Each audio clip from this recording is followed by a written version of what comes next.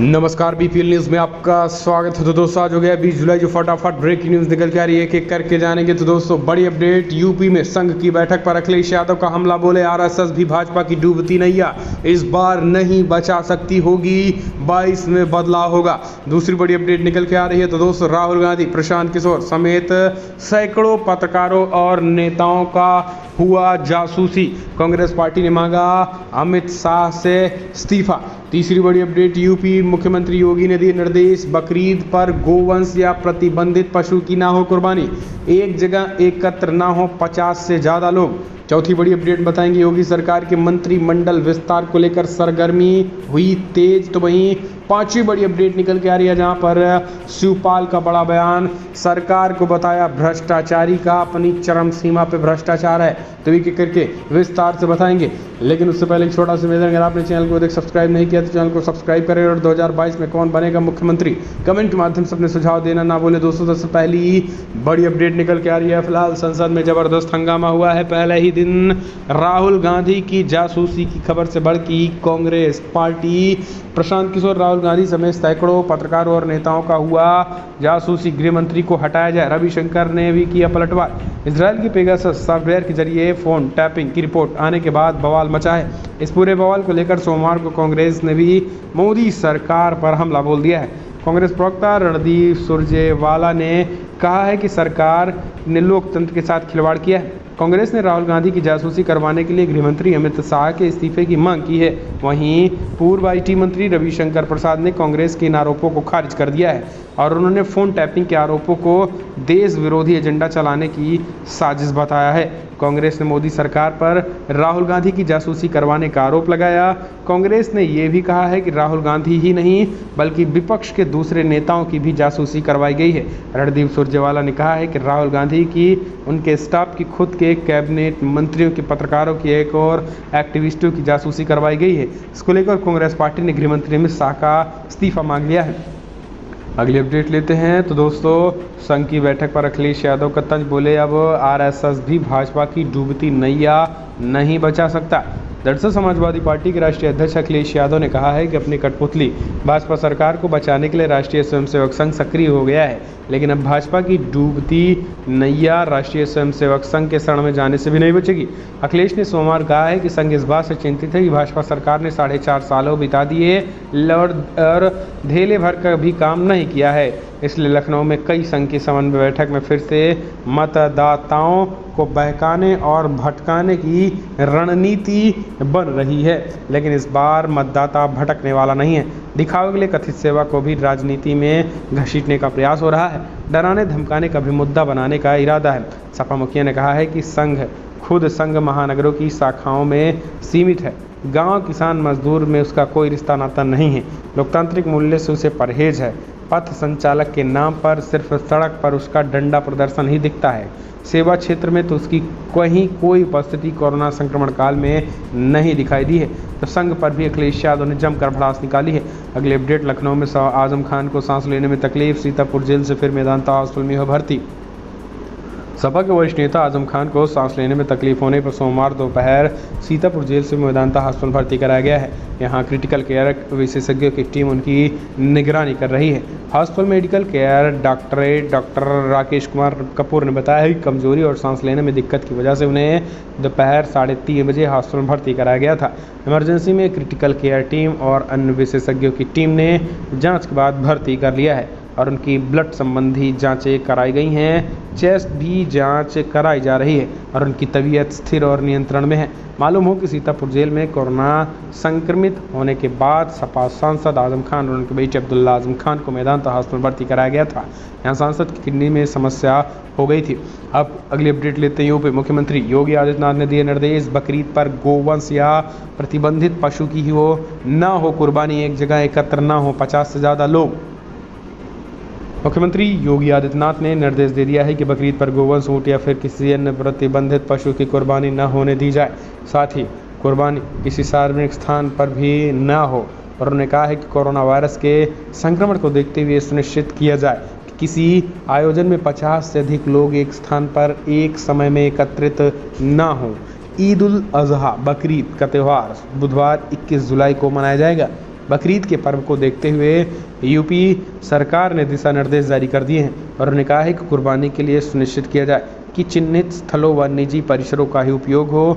प्रशासन ये भी देखे कि जानवरों की कुर्बानी सार्वजनिक स्थान पर न हो।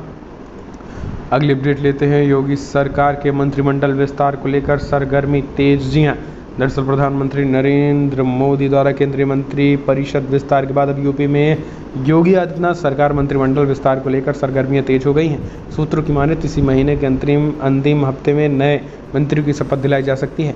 बताया जा रहा है कि इस बारे में जल्द ही भाजपा के राष्ट्रीय अध्यक्ष जेपी नड्डा, प्रदेश अध्यक्ष स्वतंत्र देव सिंह और प्रदेश महामंत्री संगठन सुनील बंसल बैठक कर सकते हैं।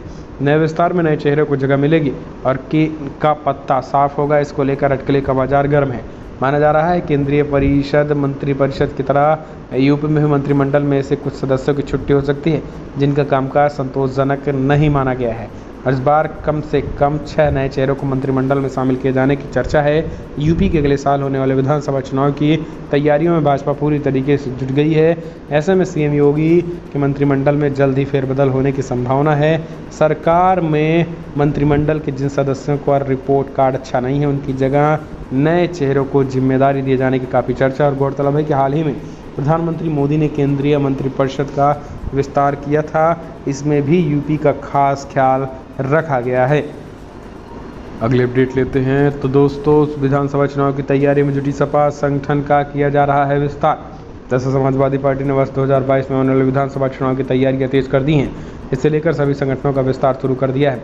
नए पदाधिकारियों को निर्देश दिए जा रहे हैं कि वो बूथ स्तर पर संगठन को मजबूत बनाएं, गांव-गांव, गली-गली में जाकर लोगों से मुलाकात करें और उनको पार्टी की नीतियों और उपलब्धियों को बताएं ताकि वर्ष 2022 की राह आसान हो सके।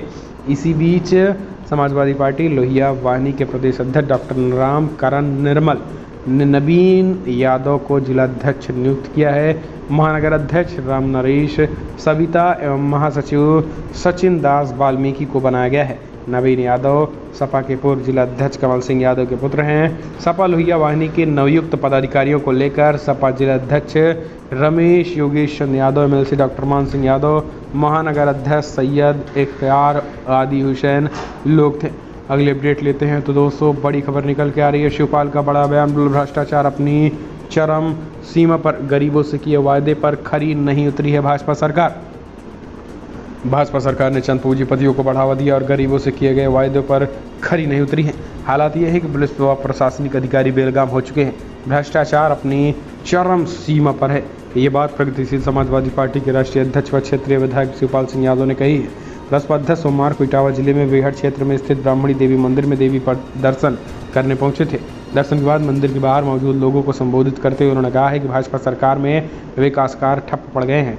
कोरोना के साल भर पहले में जानकारी होने के बाद भी सरकार ने इससे निपटने की तैयारी नहीं की है। सरकार ने जनता के साथ खिलवाड़ किया है और गरीब जनता का काम बिना रिश्वत के नहीं हो रहा है।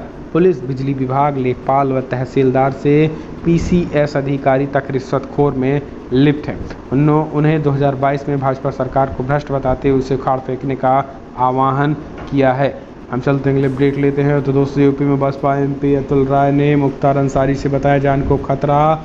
परिजनों ने सीएम योगी से लगाई गुहार। जी हाँ, यूपी के मई के घोसी सीट में बसपा सांसद अतुल राय बीएसपी के परिजनों को वकील को बाहुबली विधायक मुख्तार अंसारी से अतुल राय की जान को खतरा बताया है और उन्होंने सीएम योगी आदित्यनाथ समेत आला अफसरों से जेल में और पेशी के दौरान पर्याप्त सुरक्षा दिलाए जाने की मांग की है। मीडिया के सामने घोसी सांसद के वकील अनुज यादव ने एक मीडिया चैनल पर प्रसारित प्रयागराज के एसपी इंटेलिजेंस की रिपोर्ट का हवाला देते हुए कहा है कि सुरक्षा देना जरूरी है। उन्होंने कहा है कि रिपोर्ट में अंदेशा जताया जा रहा है कि अतुल राय की जान को मुख्तार से खतरा है। उन्होंने इस बात को भी दावा किया है कि रिपोर्ट के आधार पर मुख्तार अंसारी का नैनी जेल के बजाय बादा जेल में शिफ्ट किया गया। इससे साफ है कि फिलहाल अतुल राय के केस में पुनर्विवेचना की मांग दोहराई गई है। वकील ने कहा है कि घोसी के सांसद को जिस मुकदमे में फंसाकर जेल भेजा गया है उनमें संबंध सारे तथ्य और रिकॉर्डिंग पुलिस के पास है। अगली अपडेट लेते हैं। तो दोस्तों, बड़ी खबर निकल के आ रही है जहां पर बिहार में तेजस्वी यादव के हाथों में आ सकती है कमान। जी हाँ, दरअसल बिहार में एक तरीके से अब लालू यादव राष्ट्रीय अध्यक्ष तेजस्वी यादव को बना सकते हैं। माना जा रहा है कि आरजेडी की पूरी कमान तेजस्वी यादव को सौंपकर आने वाले समय में कुछ बड़े बदलाव के संकेत भी दे रहे हैं। दरअसल अभी तक कल बड़ी बैठक हुई है, खास करके जगदानंद सिंह समेत में आरजेडी के तमाम बड़े नेताओं के साथ लालू यादव की बैठक हुई है। लालू यादव की इस बैठक में माना जा रहा है कि तेजस्वी यादव के नाम पर मोहर लग गई है और जल्द ही राष्ट्रीय अध्यक्ष बनाकर आरजेडी की पूरी कमान दी जा सकती है। तो ये बिहार से भी बड़ी खबर है। अगले अपडेट, यूपी सरकार ने कांवड़ यात्रा स्थगित करने के निर्णय को एससी को बताया, अदालत ने बंद किया केस। दरअसल कांवड़ यात्रा को लेकर यूपी सरकार के जवाब के बाद सुप्रीम कोर्ट ने केस को क्लोज कर दिया है। अदालत ने यूपी सरकार के वकील वैजनाथ ने कहा है कि राज्य सरकार सभी कांवड़ यात्रा स्थगित करने के लिए तैयार है। इसके लिए ये इस साल यात्रा नहीं होगी, जिसके बाद अदालत ने केस को पूरी तरीके से बंद करने की बात कह दी है। तो दोस्तों, कांवड़ यात्रा इस बार यूपी में पूरी तरीके से रोक लगा दी गई है। ये बड़ी खबर है। अगली अपडेट लेते हैं। तो दोस्तों, बड़ी खबर, यूपी में कहां कहां होगी भारी बारिश। 22 जुलाई तक हाई अलर्ट को घोषित कर दिया गया। जाते हुए आषाढ़ और आते हुए सावन के बीच यूपी में एक बार फिर से मानसूनी मेघ मेहरबान है। मौसम विभाग के अनुसार प्रदेश भर में सक्रिय हो गया। अगले 24 घंटों में प्रदेश के कई हिस्सों में भारी बारिश का अलर्ट जारी कर दिया गया है। मौसम विभाग के अनुसार 22 जुलाई तक प्रदेश में बदली बारिश का सिलसिला जारी है। बीते 24 घंटे के दौरान पूर्वी यूपी में कई स्थानों पर और पश्चिमी जिलों में अधिकांश स्थानों पर हल्की से सामान्य बारिश हुई है। पश्चिम में कहीं कहीं भारी बारिश होने की सूचना है।